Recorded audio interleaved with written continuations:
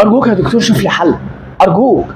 انا باكل اكتر من 15 مره في اليوم عشان كرشي يطلع، وكرشي مش عايز يتقدم خطوه واحده لقدام. ما هو انت حالة غريبة، اول مرة تمر عليا. انا بتجيني الناس عشان تنزل الكرش، عشان تشفط دهون، عشان تعمل تخسيس، لكن واحد جاينا عشان يطلع له كرش. هو حصل في الدنيا ايه؟ شكلك مش عايش معانا في الدنيا يا دكتور. هزة الكرش دلوقتي بتدخل لك ملايين، ما عليك غير انت تعمل كده.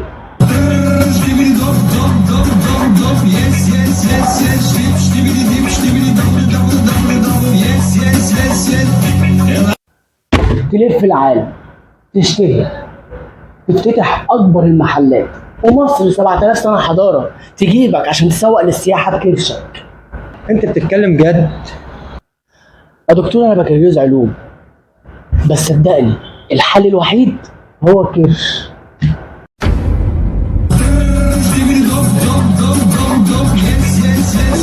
في مريض عايز يكشف بره يا دكتور. روح قول له يا ابني بطلنا الشغلانه دي.